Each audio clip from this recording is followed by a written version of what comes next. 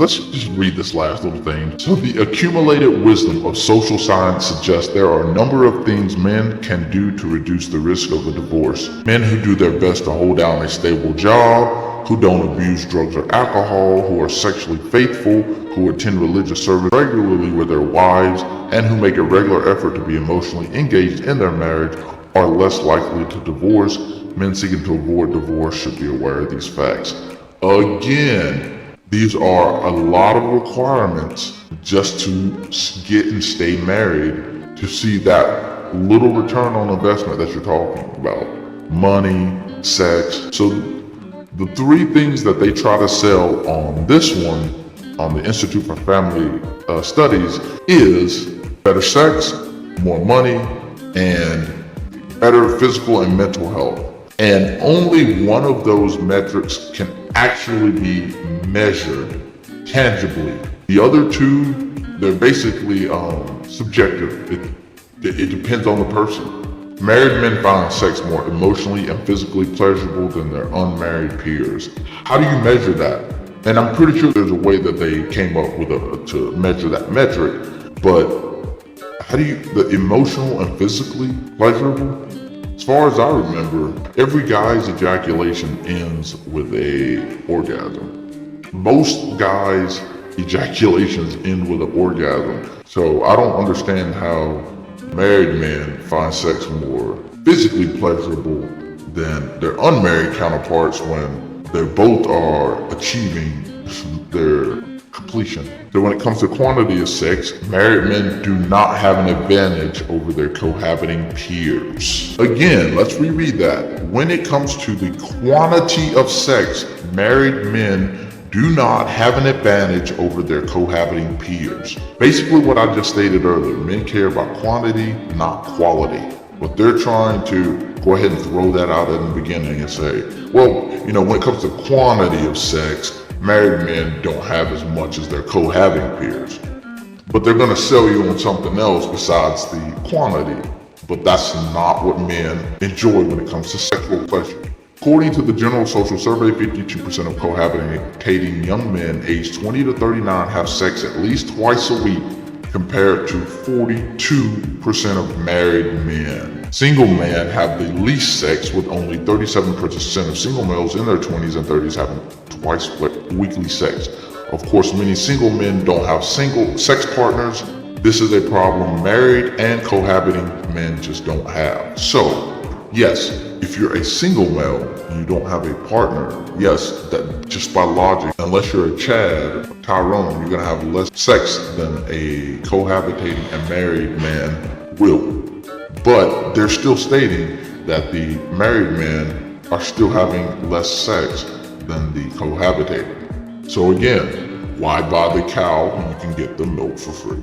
Now, does this decide the issue of favor in cohabitating men? Not if the quality of sex matters. This is what they're trying to sell you. Not if the quality of sex matters. We are not women. Men care about quantity, not quality. So now they're going to throw out another statistic. It's not really related to the point that we're talking about here when we're talking about better sex lives, right? Because if we're going by men's metric, men would much prefer quantity over quality, versus women would definitely prefer quality over quantity. So they're going to give you this statistic. 51% of married men report they were extremely satisfied with their sex lives, compared to 39% of cohabitating men and 36% of single men. And I would imagine that those married men, well, they've already bought the line. They already bought it, hook, line, and sinker. They bought it. They are in the marriage.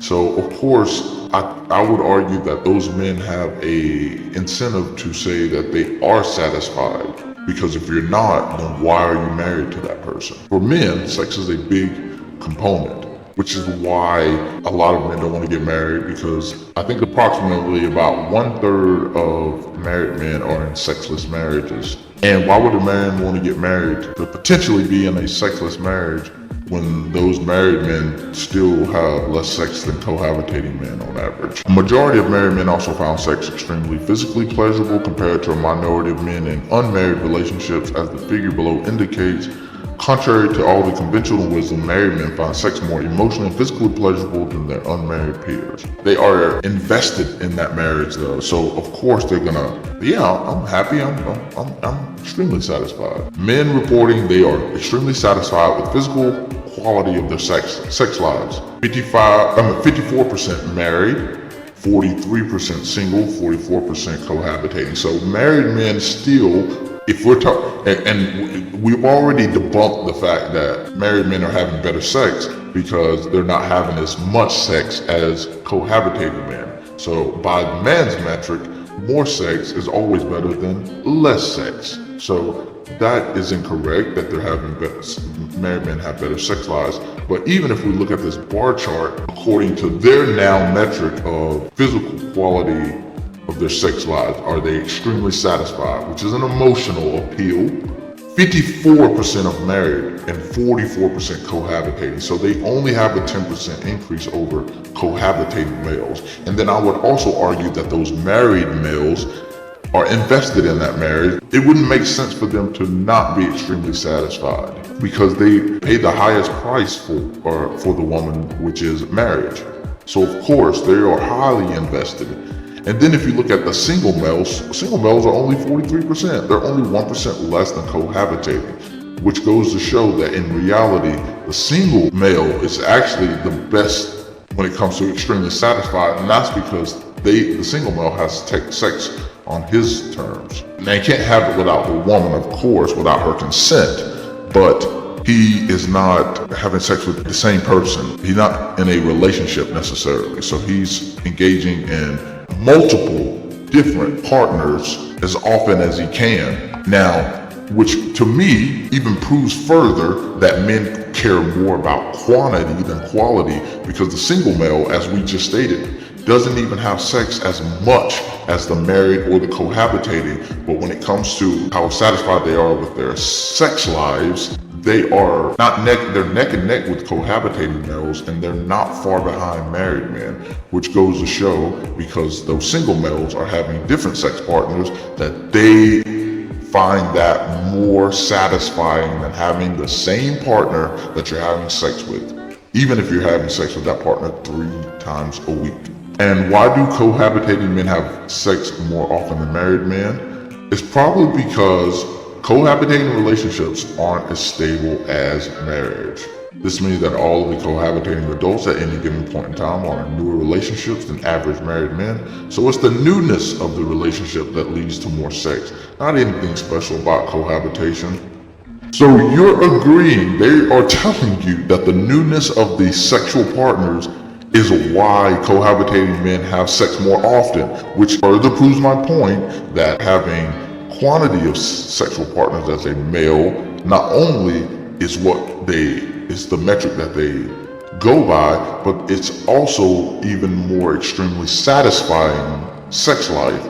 So again, this whole article is just, you just got to read between the lines. It's actually telling you why you should not get married. In other words, sex doesn't become less frequent when couples get married. Indeed, psychologists Scott Stanley and Howard Markman have shown that sexual frequency in cohabitating relationship isn't any higher after relationship duration is taken into account. So they're basically trying to sell you on that point that, well, if you actually look at it, when it comes to the quantity, because you see how they went from quantity of sex, then they went to an emotional pill, which is about quality of sex, which is what women care about, and now they're back down here on the quantity of sex. So they're basically trying to say that even though cohabitating men have more quantity of sex than married men, if we actually hold things equal, they're actually having about the same sex as married men. So you should just be married because you get all these benefits. Why does marriage make sex better? For starters, both spouses are making long-term investments in good sex life. One of these investments seems to be heightened intimacy. I don't disagree, but I think you can get that with a cohabitating partner as well, especially the longer you're with them, which is even what they state when they talk about the longer the cohabitating person is with their partner versus the married partner, they're actually having about the same amount of sex. And that also goes for intimacy. Well, the longer a cohabitating couple is, the higher the intimacy is. Women are 4 times as likely as men to make love a requirement for having sex, and marriage is obviously a venue in which women are going to feel the love necessary for sexual engagement. As we can see, the women are having sex more frequently than ever. So I would argue that they don't need, and you see women that have plenty of women that have kids and that aren't married, meaning that they are very sexual outside of the frame of marriage. So I just don't agree with that.